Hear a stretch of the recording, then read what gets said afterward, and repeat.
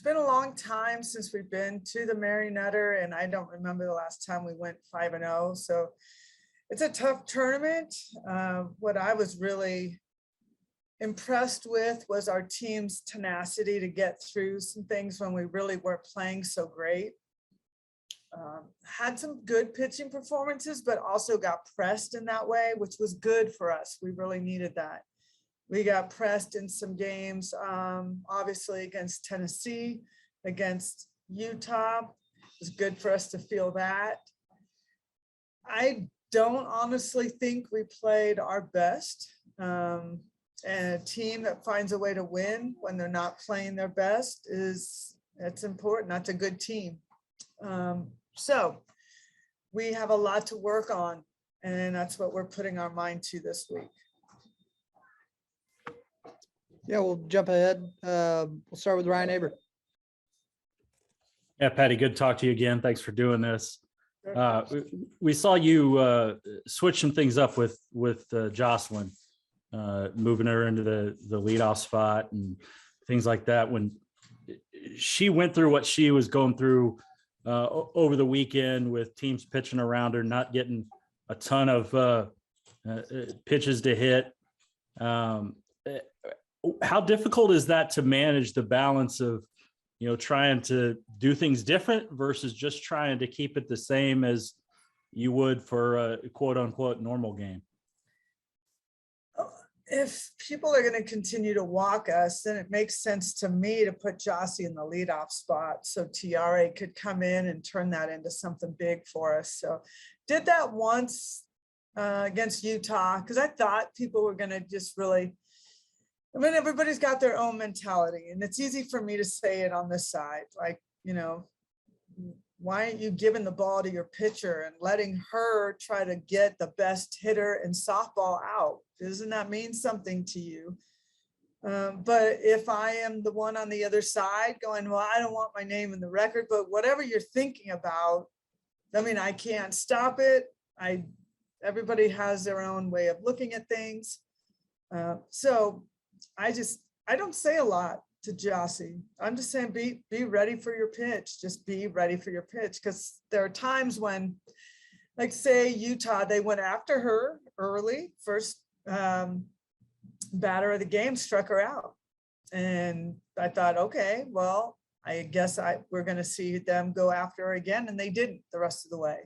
So it's kind of a guessing game, but I don't need to be in the business of guessing what another team. I just gotta put her where I feel confident.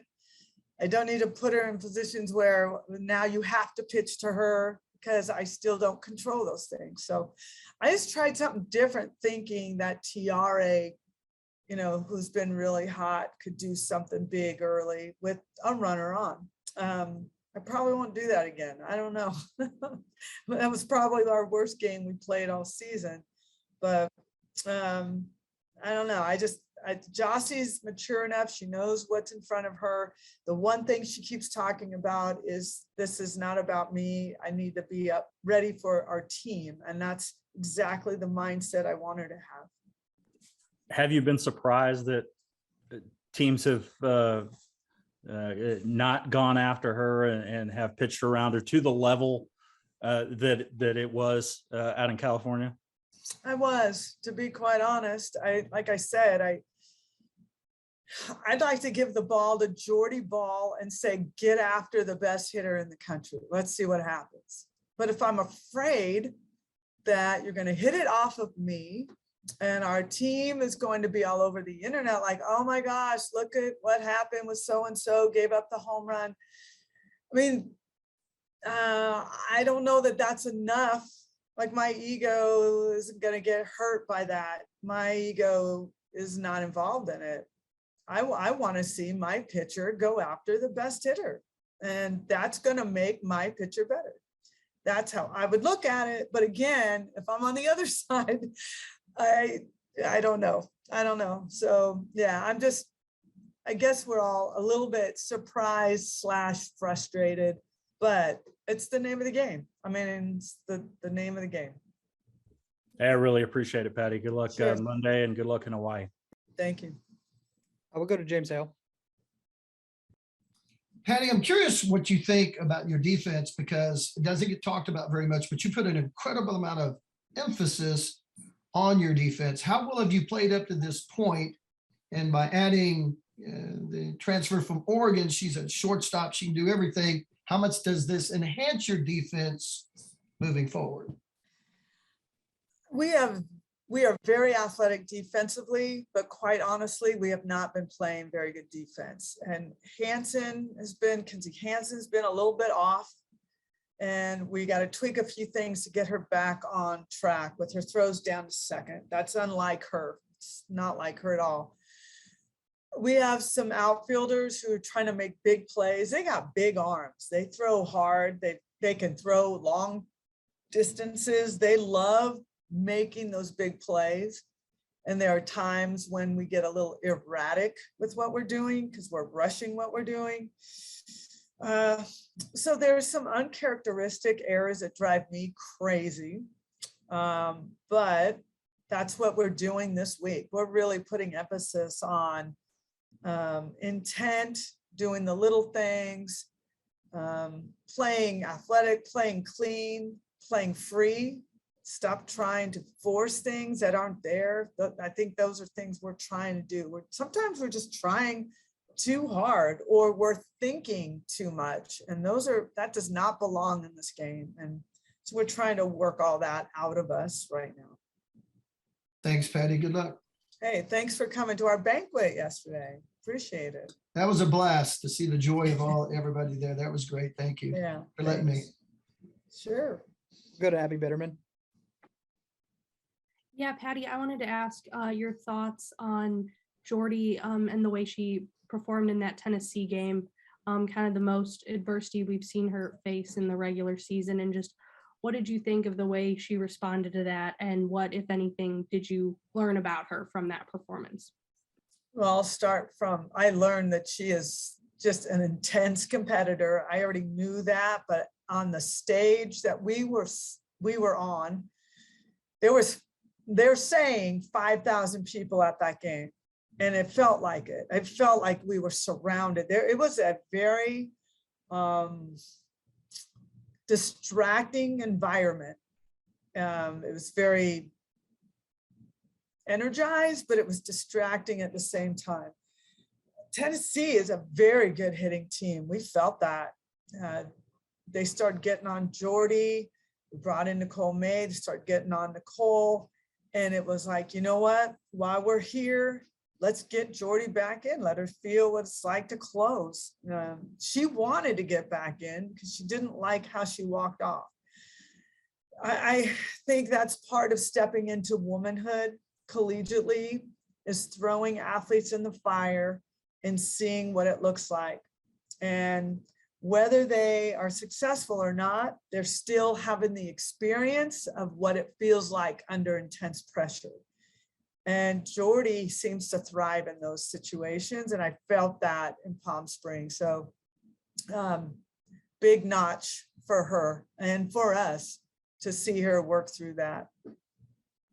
Thank you. Thanks. We'll go to Joey Helmer. Hi, Patty. How are you? Good. I actually have a bit of a big picture question for you, and it's kind of speaking just hypothetically, but obviously the exposure of your game has gone way up. I think the attendance this weekend is clearly evidence of that. But with the MLB lockout going on right now, if softball were to get more exposure, say on ESPN, if it's an extended lockout, what could that do for the game of softball? If they're, you guys are on television around the sport a lot more. Well, we're not trying to steal baseball fans, but if there's nothing to watch, then we're going to get some baseball fans to tune in, would be my guess. And I believe you'll be, somebody made a comment to me today, actually, like, I watched you guys in Palm Springs and I've never watched a college softball game on TV that early in the season. It was on the Flow Softball channel. So if we are on ESPN, we're in bars, we're all over the place. So the exposure would be insurmountable for us, especially this early in the season. And there's some good matchups coming in March, late March. There's going to be some good games to see. One, I know ESPN is picking up as our game, head to Kentucky, and that's going to be prime time. So wonderful things are happening. Watching that crowd, honestly, I say this to the team and they don't even know what I'm talking about, but I felt like we were the Beatles trying to leave a venue, and people are screaming and they're crying and they're, I love you, Jossie, and the parents are putting their kids up on their shoulders to try to see over the crowd. And it was intense, really. It really was. It was something I had never experienced before. When you're at the World Series, you're ushered in. There's blockades, there's things all over that you can, but we were right. I mean, literally walking through right past the front gate as people are walking in. It felt like a whole nother level of, it was kind of astonishment, the amount of people that were surrounding us, but at the same time, it was uncomfortable because so you guys will get a kick out of this. There's a guy who's a reporter slash photographer. He walked right into our dugout, right in the middle of the game, and said, an older guy, I need some water. Someone give me some water. And I'm standing in the dugout going, who are you? He goes, oh yeah, I'm a freelance writer, photographer. I'm like, would you walk into a major league baseball dugout and ask for water? I don't think so. He goes, oh yeah, I probably would. I said, well, you don't do it here. Goodbye, get out of our dugout. He walked right into our dugout. I mean, it was just craziness like that. There's tons of stories about just people all over, just randomly. And I think softball, one thing that people love about it, we're very accessible. Probably starting to be to a fault. We're so accessible that anybody could get anything with you, like a picture, touch you, talk to you, whatever. So it's a good thing because it's a friendly sport, but now it's kind of feeling like, man, we got to watch our backs a little bit because this could get out of control. Ryan Chapman. Hey, coach. Yeah, next time Patrick doesn't give us water at Marina Hines, I know not where to go to not get that. But do not walk into our dugout. So funny enough that Joe's going to ask you a big picture question. I was going to do something similar, not to you guys, obviously being able to pull out the wins against Tennessee and Utah, but when you look across college softball as a whole, it's been upset city really outside the top three. What has that kind of done? Have you seen the sport grow as far as the actual legitimate parity that's now come across the country? It's not just all the talent globbing up to 5 or 6 programs. Yeah, I think you all know this answer because you're watching. It's just increased fan base. So one of the when there are big upsets, social media allows a team to absolutely blast it all over, and there's just a lot of hype. So let's say you're a Coastal Carolina fan and you knock off Virginia Tech, you're going to get a lot of pump, and the alumni and the fans in your community are going to be paying close attention that you're knocking off ranked teams. So it just continues to draw people in. So if you're a team that can beat a top 5 team, let's go out and see you. Everybody likes to see good product on the field. So the fan bases are growing, obviously. Television viewership is growing, but there are these big defeats and rival games and all these things that are happening are just great for our sport. As much parity as you can get means you got more fans wanting to watch these big upsets. And then one more real quick. Sure. Tennessee, obviously in extras, we saw a little bit different with the international base runner tossed out there, stuff like that. How do you like that? How is that for you? And what kind of extra challenge was that for your pitching staff going into not only one of the probably the second really close game of the season, but then a totally different can of worms with the run on second to start everything? International tiebreaker has been around since I have been coaching, and I hated it then and I hate it now, because a pitcher could be throwing a perfect game or a one hitter and just owning it, and then you put a runner on second who could never get there in the first place. It just doesn't make sense to me. So when you're in these big tournaments, for timing purposes, they have to do it, and it doesn't belong in our sport. It really doesn't. I mean, it just doesn't. It just doesn't make sense. And I know Major League Baseball was doing it when there was COVID seasons, right? And they were, if they went extras, they'd put a runner on second. And I mean, you could be playing a masterful game and then just, a pass ball could bring a winning run in, or a wild pitch or something that just doesn't, I don't know. It's like, I don't know. It just doesn't make sense to me, because you work so hard to get there. So I know why they do it. I just don't like being in tournaments like that take you there. So it just still, I don't think belongs in our game or in any game. It's just kind of not fair for one team or another. Thanks so much, Coach. Appreciate it. Yeah. Go Joe Bentner. Hey, Patty, just to kind of go back a little bit when you were talking about not only just Jordy, but just talking about how much you want, your best pitcher going after, the best teams. I'm curious, through that Tennessee game, maybe these conversations happen more with Coach Rocha, but I'm curious how Jordy carried herself through that, and just kind of maybe the decision to keep leaning on her and putting her in those situations. Yeah. It all comes down really also to matchups, and Jordy matched up pretty good with them. They started getting on her a bit.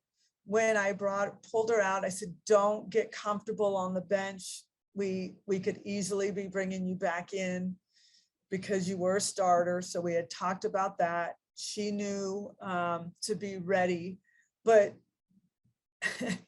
kind of how she roams around the mound and kind of paces around the circle a little bit. She was doing that in the dugout, which made me know she wanted to get back in. She just wanted to finish her business. She knew that she didn't do it the way she wanted to. So I knew if we needed to go there, she could do it. I felt confident she could go in, and at least it would be a good, a tough situation for her to experience as a young pitcher. I don't know that Hope was the right matchup, and that's why we did what we did. So she wanted it. She wanted it. And then if you don't mind looking forward ahead to the Hawaii trip, obviously I know you guys have been there a few times over the last decade, but I'm curious what you just make of the fact that, not that you do this for Jocelyn Allo, but to like have that trip for her final year, to kind of be back where, in her home state. What do you feel like that's going to be like? And I'm curious if any conversations about that between you and her, or maybe the team. Yeah, we had scheduled that trip in 2021. Geez, I'm losing. I think it was 2020. I'm not sure, but we scheduled it where we had to cancel it. I promised her when she committed to OU that we were going to go to Hawaii sometime during her season. So this was it. Like there was no show you had this. I ran out of time. So this was it.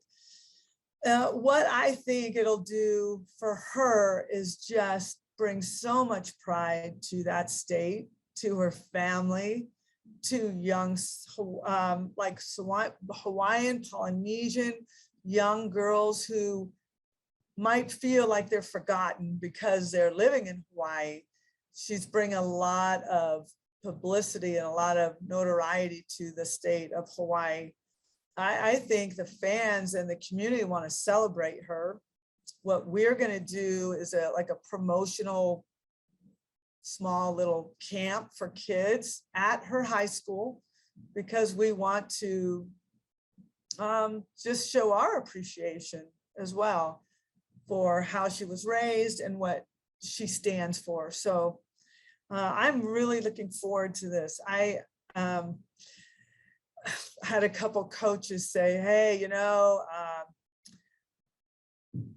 Jossie hitting it in Hawaii will really be special, that last home run. I'm like, that's not a reason to throw around her, but okay, that's not your choice. I think if it happens there, it would be fabulous, but the more Jossie tries to do anything, the harder it is to do. So we're just going to enjoy the competition. It's going to be really good with Cal, who's playing really well. Baylor, Hawaii, it's a good field of teams. We're going to get worked. I can feel that. But this is a celebration of a phenomenal career that I don't know that anybody really saw coming. You know, she kind of blindsided everybody as a freshman. When I recruited Jossie, I'm not saying, no, just like Lauren, I'm not saying this is going to be the next home run NCAA career leader. She just put in the work and the study. She studies a lot, studies pictures, studies her own video. So this is a celebration of a phenomenal career. I was going to say, it sounds like she's going to be a good head coach one day. Yeah, we'll see. I don't know that I want to play against her though. Thanks, Patty. Yeah. I think we'll go last one to Eric Lopez. Coach, tell me about this schedule. You got a rare week off before the home opener. You got Minnesota in there before you go to Hawaii. Was Hawaii part of the reason why you wanted to have this week off, or did you just want to reset? We could fill this weekend. I don't know that it would be worth it for us with the competition that we might be able to get here. So just being quite honest about it, we did not play. I did not like our style in California, in Palm Springs. We came through when we needed to, but top to bottom, I mean, asking our team, I always ask them on a scale from 1 to 10, where do you think we've played, like numbers? They threw up 5s and 6s, which is not good enough. So we are, in my mind, underachieving right now. What we need is practice time. So this week, to me, is much more valuable than in playing a team that we may run rule. That's not going to help us. We need to play against each other. I need to get them pushed in the right direction.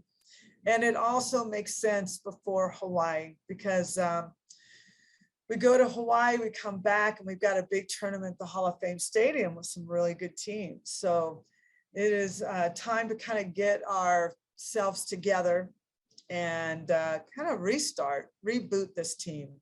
First 3 weeks were okay, but just not good enough. We got to reboot and turn those 6s into 7s, 8s, and 9s. Of course, you had the back-to-back with Tennessee and the Utah game, and especially the Utah game, a pitcher's type game. How big is that for your pitching staff to win a game like that? Because you didn't, you even told me you haven't had that. You didn't get those games last year in the pre-conference. Yeah. To win a game where your offense wasn't clicking and that your pitching had to come through under pressure. Yeah, very important. And I'm not making an excuse for them, and they know it. I mean, we played a long day on Saturday, and it was very emotional. It was highs and lows and celebrations, and a lot of fans and a lot of distractions and so forth. It was a long day, and we really needed them to get up and say, one more time, let's go. We didn't do a good job of that. Our pitchers won this game for us, and we know that. And Hope threw a tremendous game. Because we weren't really doing much offensively, we needed to bring in Jordy to try to help close it down because our offense, and that's Paige Parker calling a phenomenal game and doing a phenomenal job with those Utah pitchers. And she stuck it right to us. She did a good job of it. And their pitchers threw really, really well. So I was impressed by that. But at the same time, we got to come out and show some grit. And we didn't. And I didn't like that at all. That's not the sign of a champion team. So that's us going back to the drawing board. Our practices are a lot more intense, more pressure, more push, calling them to find a way to win. There's a lot of competition now within our practices at saying who wants to win this opportunity. And that's what we need. So hopefully we can turn that whole thing around and start over. Awesome. Thanks a bunch, Coach. Thanks, Okay. everybody. Thank you, guys.